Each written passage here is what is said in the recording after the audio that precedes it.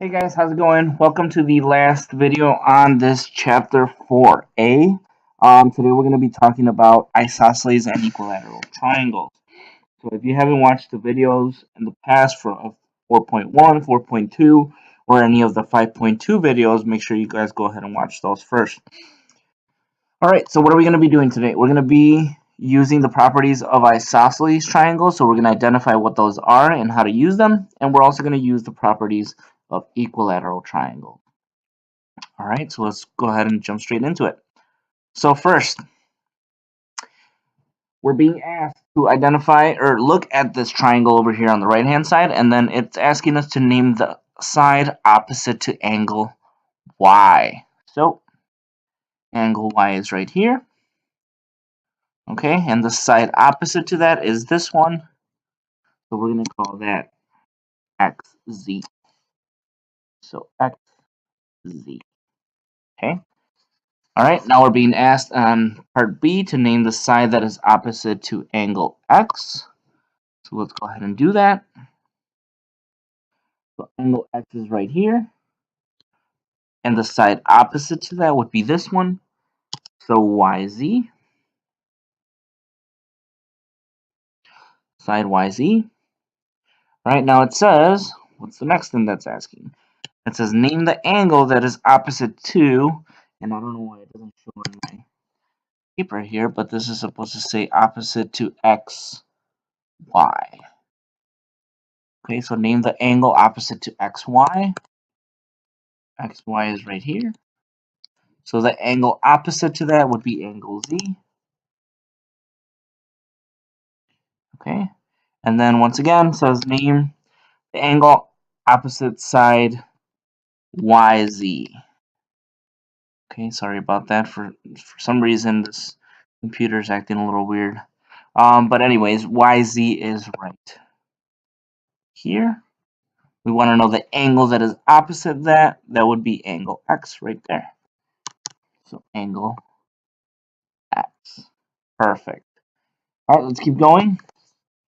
Once again, on my sheet, it looks a little bit weird, but this is supposed to say XY and YZ. Let me do it in a different color. And YZ include what angle? So XY and YZ include what angle? X, Y, and YZ include what angle? Well, they include this one right here. They include angle Y. So they include angle Y. Alright, once again, for some reason this isn't working, so let me rewrite it in. This says X, Z, and Y, Z include what angle? X, Z, and Y, Z. Include what angle? They include angle Z. Alright, and then finally, letter G is asking what angle is adjacent to X, Y. What angle is adjacent to X, Y? Well, X, Y is right here. So what angle is adjacent? Well, adjacent means next to. So it's actually angle X and angle Y. So both of those. The only one that's not is this last one over here on the edge, which is Z. So angle X as well as angle Y are both adjacent. Okay? And for a second, guys, here I want to go ahead and concentrate on this one. This is a type of question that you might be seeing often, or maybe in a different format, but notice how you can spot the answer just by looking at the letters. Okay? Letter E said X, Y, and Y, Z. Well, which letter do both of those lines share? The Y. So then the angle that they're going to have in common is angle Y. Same thing here with F. So XZ and YZ, well, they both have a letter Z, so the angle that they're going to share is angle Z. So just keep that in mind, keep that in the back of your mind as you guys are going through these, or it's just kind of a little hint for when you guys see this in the future. All right, so let's go ahead and take a look at some key features of isosceles triangles and equilateral triangles. All right, and we're going to go ahead and start filling in some blanks here. So it says you learned that an isosceles triangle has at least two equal sides called the, right? Then we're going to define right now. Those are called the legs. So once again, these two have the same length because they both have that little tiny check mark. So they are called the legs, meaning that the one that is not used, so the side that is not used, which would be BC, is called the base. So and the third side is called the base. Okay? All right. Now, what does this next thing say? It says the angle opposite the base is the vertex angle. So my base was right here, we said. So the angle opposite that base is my vertex angle.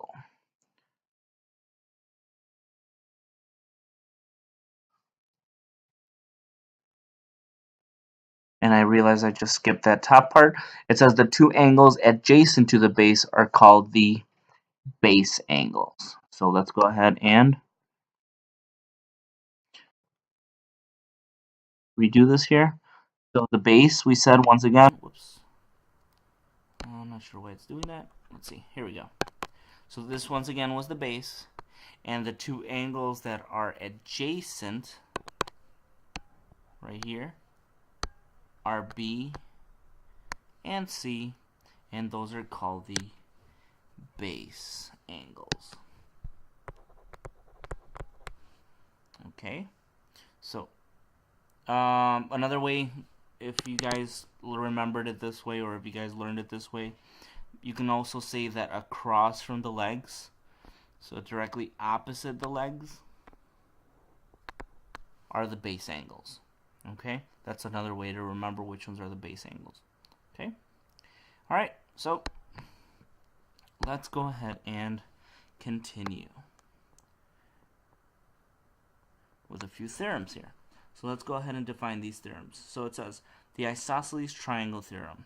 If two sides of one triangle are congruent, then the base angles are congruent.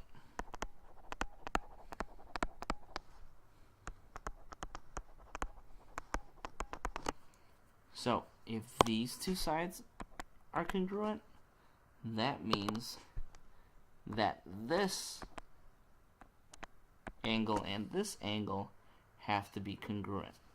So we'll go ahead and call them, I don't know, let's call this A, B, and C. So again, the side that's not being used is this side right here. Okay, that's the non-congruent side. So that's the base. So that means that my two base angles have to be congruent. So let's go ahead and write that right over here. And this is called if then. So let's put that into words here. So all this is saying is that, and let me actually make a nicer triangle because this looks pretty bad. There we go. So if you have two if you have two congruent sides, that's what this is saying, then you have two congruent base angles. That's all that's saying. Okay? So if and then. Alright? Then let's go ahead and look at the next one. So the next one says the converse of the isosceles triangle theorem. Alright, remember what the converse is, guys? We looked at that in the past. It's almost like the exact reverse of that statement. Alright, so if one proves another thing, then that other thing is now going to prove the first thing. Alright, but let me not confuse you anymore. Let's actually go through this. So it says if two angles of one triangle are congruent, and this actually meant if two base angles of one triangle are congruent, then the legs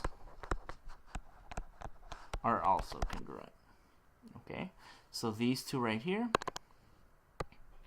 were my base angles, and I know that if I do have two base angles that are congruent, then my legs, the other two sides that are not on the base, that are not the base, I should say, let me go ahead and call this the base, then those two have to be congruent. Okay, so once more, if I call this A, B, and C, this is stating that AB is congruent to AC. Okay, so if I know those two base angles are congruent, then the two sides, or the two legs rather, are also congruent. In this case, AB is congruent to AC. All right, and this is the converse of the original statement. So this one actually goes, if base angles are congruent, then the legs are congruent. Okay, notice it's once again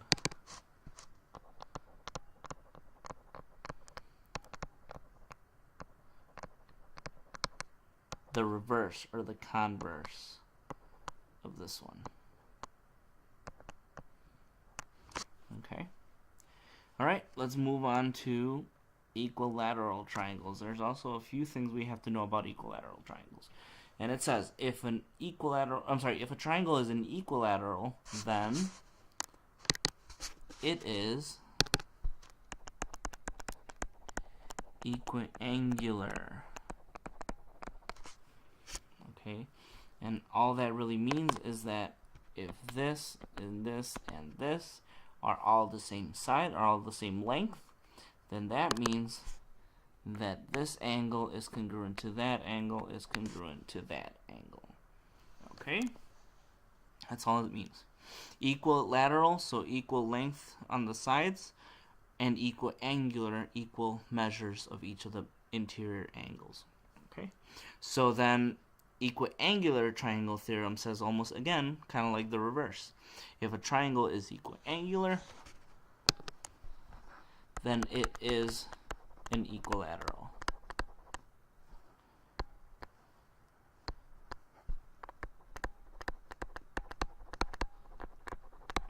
So once again, if these three angles are all the same, then that means all of the sides have to be the same. Okay? And just kind of an afterthought or a little bit of foreshadowing of what we're going to do here is that if these three angles are the same, can you think right now what length they have to be? And then, or sorry, not what length, what angle measure they have to be. So how many degrees are each of those angles if they are all equal? Remember, we just talked about the Triangle Sum Theorem. Okay, so keep that in the back of your mind. Again, this is not a question I'm proposing here on this particular worksheet. However, I do want you to think about that, okay? All right, so let's go ahead and start solving some of these things. So we have that, we have to find the, let's see, sorry about that. I was looking at something else. Sorry, example number 1 is asking to find the value of x and the value of y. So we're trying to find those other two angles that we were not given. We were given one of them. We were given that this is 62, okay? But we really weren't given too much else. But we are actually given something. Notice that these two are the same. These two sides here are the same. Why are they the same? Don't they have that little tick mark? They're telling us that those two have the same measure, alright? They have the same length, meaning this is an isosceles triangle. And we know something about isosceles triangles. We know what? We know this. We know that if, then, okay, whoops, sorry, one too many tick marks there. So if two legs are congruent, then the two base angles have to be congruent. And in this case, the base is this one here in yellow, right? So that means the two angles, this one and this one, have to be congruent. Okay, they have to be the same. Well, okay, that's fine. But if they're the same, then why can't I just call this x and y? Why can't I just call them both x if they're the exact same thing? Right? I can. And what do I know now from the Triangle Sum Theorem? I know that x, so let me do this. I know that x plus 62 will equal what? 180. So x plus 62 equals 180. So this is 2x plus 62 equals 180. Subtract the 62, I get 2x equals, let's see, what is that, 118? And then finally, x equals 59 degrees. I know what my x is, and wait a minute. Well, we said that the two base angles are the same, so we know that x equaled y. So then y must also be 59 degrees. And again, if that doesn't make sense, guys, or if you're still not convinced that those could be the right numbers, add them all up. Remember, Triangle Sum Theorem. 59 plus 59 plus the one you were already given, 62, does that equal to 180? And if you take out your calculator right now, you'll be saying, yep, it does equal 180. Alright? Cool. So, let's go ahead and do the next one.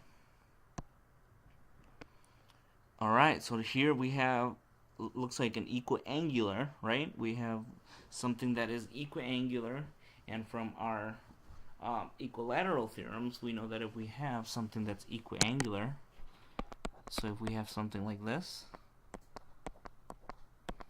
then we have something like this, right? Then all sides are congruent. This is congruent to this, is congruent to that. So what does that mean? Well, if I want to find what x is, all I really have to do is take two of those sides and set them equal to each other, right? So let's do it. I'm going to actually take this and set it equal to this. So 5x minus 9 equals 36. Add 9. I get 5x equals 45 divided by 5, and we get x equals 9. X equals 9. Okay, so now just to find GE and EF, all I really have to do is just substitute. Well, wait a minute. Ooh, I don't even have to substitute it in there. Remember, what did we just say? Let's see. Remember what we just said, guys. This is equal to this is equal to this. So if GF is already 36, then what is GE? 36. Alright? Now, if you want to prove it to yourself, remember, we already found out what x is. X equals 9. So if you want to substitute in a 9 here, go for it. That would be 5 times 9, so 45 minus 9. Would you look at that? 36. But same thing here. Once again, if you already know that GF is 36, then what is EF? Also has to be 36. But again, if you want to convince yourself, substitute in that x. So 3 times 9, because we know that 9 is x now, plus 9, well, let's see, 3 times 9 is 27, and that will equal 36. So that one was actually even easier than we thought. We really just needed to find the x. Alright, let's go ahead and take a look at the next one. Alright, so, well, we have a few ways of starting this, but it looks like that 50 degrees is inside of this triangle. So I actually want to focus on that triangle right now. And I don't know what just happened, but let's do that again. So the 50 degrees is inside of that triangle. So maybe I'll focus on that one. And what I noticed there is that I have two tick marks. One here and one here. And because of this theorem, if two legs are congruent, then the two base angles are congruent, and then I can say that this has to be equal to this. Okay? So, meaning that if this is already x, whoops, sorry about that. If that's already x, then this has to be an x. So all I really have to do now is use my triangle sum theorem. What does all the interior angles of a triangle have to add up to? To 180. So x plus 50 equals 180. So this is 2x plus 50 equals 180. If I subtract 50 from both sides, I get 130. And then if I divide by 2 on both sides, I get x equals 65 degrees. Alright. So x equals 65 degrees. Alright. Why don't we go ahead and do some erasing here then. So I know that this has to be 65 degrees, so I'm going to go ahead and write it in. 65 degrees, and this has to be 65 degrees. And again, if you're not convinced, guys, add it all up. 50 plus 65 plus 65, if you add it all up, you actually will end up with 180. Okay? But now, I have to find what y is, so let's do it. Well, first off, if I know that this is 65, then I should be able to find what this angle is. Why? Because it's a linear pair. It makes a straight angle here. So all I have to do is take 180 and subtract it from 65. So what is this right here? This is actually going to be 115 degrees. So 115 degrees. Alright, let's keep that in mind. One last thing that I notice is that here, in this triangle now, I have two legs that are congruent, meaning once again that my base angles must be congruent. So this is also a y. And just like before, we can go ahead and add up all of the interior angles to find my y. So this is going to be y plus 115. All the interior angles always add up to be 180. So this is 2y plus 115 equals 180. If I subtract 115 from both sides, I should get a 65. Did I do that right? Hopefully I did. Right, and then if I divide by 2, I should get 32.5 degrees. 32.5 degrees. And again, guys, don't take my word for it. Try it out. In that green triangle that I just highlighted, if y really is 32.5, then you should be able to add up 32.5 plus 32.5 plus 115. And does that equal to 180? And you bet it does. Okay? Alright, guys. I think I'm going to have you guys try this one on your own. But before we do that, let's see. Let's read through it. Let's see if we can figure this out together. So, it says find x, AB, and BC. Well, first off, we have to find what x is. But there's something that you do know right off the bat. They're telling you that the length of AB is equal to the length of AC. And again, if you're still a little unsure of this whole topic, the reason why I say that is because you see these two little tick marks? Those mean that those two sides are congruent. They're equal. Okay? So in order to find x, what I'm probably going to have to do first is set 6x plus 7 equal to 3x plus 16. From there, I should be able to find my x. Once I have x, all I really have to do is substitute it all back in to find all of those sides. So go ahead and pause the video at this time, and please try that one out on your own.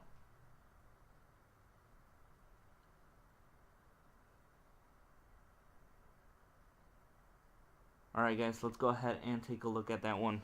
So I'm going to kind of run through this quick.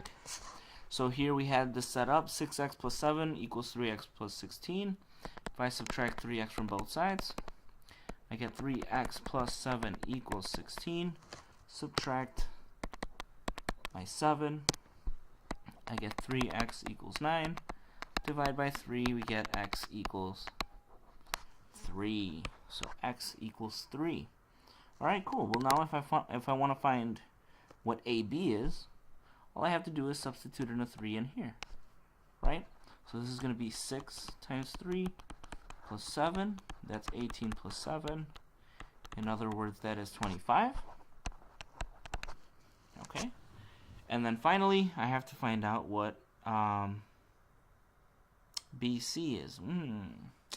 How am I going to find what BC is, guys? Actually, I'm wondering if this is a... Oh, never mind. I was looking at this wrong. My bad. First off, if this isn't being asked, but what if I wanted to know what AC is? Well, if BA and AC are the same, then it should also be 25. But we're not being asked what that is. We're being asked what BC is. So I have to use this formula right here and just substitute in my x. So this is really going to be 4 times 3 minus 3. So 12 minus 3 is just 9. So my side length there is 9. Alright, so hopefully you guys got those answers, and we are ready to move on to the next. Alright guys, we're almost there. We're almost done with this video. So let's go ahead and finish this off here. First off, it's asking us to find the value of x, y, and z. Now, you really have multiple ways to get started on this. I'm going to go ahead and start with the easiest right here that I notice. This is kind of a question I proposed in the beginning. Look at this triangle right here. Right? That triangle right there is an equilateral triangle. And we know that if we have an equilateral triangle, then we also have an equiangular triangle, meaning that all three of these are the same.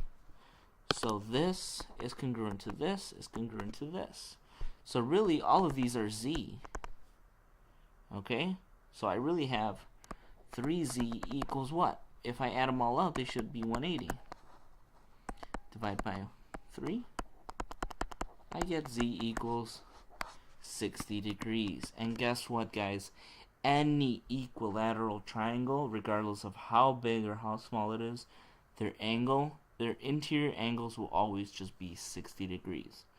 Each one of them will be 60 degrees because they will always just add to be 180. Okay, so just keep that info and do with it what you may, because you're probably going to have to use that a little later on in this unit. Alright, so that was my first answer. Z was 60 degrees. And I don't know why I just erased all my work, but this is 60 degrees, this is 60 degrees, and this is 60 degrees. Now, the next one that I find pretty simple is this one right here. In this triangle. Okay, if you look at that triangle, notice again, we have that these two are congruent. And from that, I know I can use my theorem that says if the legs are congruent, then the base angles are congruent. So in this case, those two are my legs, so this one must be my base. So that means this and this are congruent. Well, I already know what one of those is. It's 50. So what does y have to be? Y also has to be 50. Okay, so that one wasn't too bad. And now we can move on to our last one. So our last triangle is going to be right here. Let's go ahead and highlight it. Right here. Okay, well, unfortunately this one doesn't give us too much information because we don't know any of the angles yet. However, I can tell you we can find this one right here. Okay, notice that this right here is a straight line. So I already know that this is 60. I already know that this is 50. So to find the rest of it, I just have to take 180 minus that 50 plus 60, which is really 110. So I really have 70 degrees in here. That is 70 degrees. Okay. All right. So I'm going to erase that for a second because we don't need it anymore. But now we can concentrate on what these two tick marks mean. Those mean, once again, this right here, guys. If two legs are congruent, then the two base angles are congruent. Meaning, once again, because those two tick marks are the legs, this right here must be the base. So once more, that means this angle and this angle are both 70 degrees. Okay, and that brings us closer to our answer, because now, whoa, sorry about that, guys. Here we go. That was another video. So now we can go ahead and figure out what x is, because inside of this blue triangle, we have all three angles now. And they all have to add up to be, you guessed it, 180. So this is x plus 140 equals 180. If I subtract 140 to both sides, I get x equals 40. And that is my final answer. So x equals 40, y equals 50, and z equals 60. Alright, so the last two examples, let's see if we can figure these out. I'm actually going to have you try out, I actually want you to try both of them out on your own, guys. Go ahead and stop the video at this time and please try both of those out. You should be able to get these. Alright, so all I'm going to give you is a hint of the, if legs are congruent, then base angles are congruent. Give it a shot.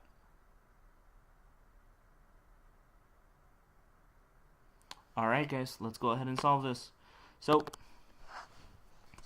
in this first triangle, this is congruent to that, meaning that those are my two legs, and this has to be my base. So if this is my base, then I know for a fact that this is congruent to that. So what is this angle then? Well, that must mean that this is also a 2x. So I have all the info I need. If I have to add up all the interior angles, then I have 2x plus 2x plus 20 equals, always, always, always, 180 degrees. So 4x plus 20 equals 180. Subtract the 20 from both sides, I get 160. And then finally divide by 4. I get my final answer of x equals 40. And again, to test it all out, guys, substitute it in. What is 2x if x is 40? Well, that would be 2 times 40. In other words, 80. So if I have 80 plus 80 plus 20, I do have 180, and yes, it works. So this is my final answer. Alright, the next one has very similar logic. Once again, these two are my legs because they are congruent, meaning that this has to be my base. So this angle has to be congruent to that angle by this theorem. If, then. Okay, keep those theorems in mind, guys. Those are going to help you prove a lot of these different concepts. Okay, so if that is true, if those two base angles are congruent, then this also has to be x. All right, so what do we have overall? If I add all three of my angles, they have to add up to be 180. So 3x plus x is 5x. If I divide everything by 5, I get x equals, let's see, that is, oh my god, I'm having a brain fart here. That is going to be, oh, it's really bad right now. 30, oh my god, 36 I think it is. I don't know why that took so long. I had a total brain fart there. But yes, it is 36 degrees. And again, guys, I highly, highly, highly recommend that you guys go ahead and test that out. So if this is 36 degrees and this is 36 degrees, Then 3x has to be 3 times 36. So 3 times 36, that is 18, and 108. So this is 108. And then if you test that out, 108 plus 36 plus 36, that should definitely be 180 degrees. Okay, perfect. Alright guys, so that is it for today, and actually that is it for this part of chapter 4, which is 4a. We are all done with it. We'll be moving on to chapter 4b, which if I'm not mistaken is transformations. So again guys, hopefully this made a little bit more sense now. Please go through any part of this video once again to make sure that you understand it fully. Now if I could just add one little last piece of advice, notice on all of the worksheets that we've done so far guys, there seems to always be a trend where there is some sort of table, just like this one, that we constantly go back and reference. Okay, the reason why that's in a table is to keep it all organized for you guys. We want you guys to have all the information ready and available for you when you need it. All of the key concepts and all the key things that we teach you in each lesson are usually found within that box. So please make sure you guys keep that handy. Don't lose it. Make sure you have at least all of that info completely correct for when you're ready to test or quiz. Alright guys, well I will see you on the next one, and yeah, have a great day.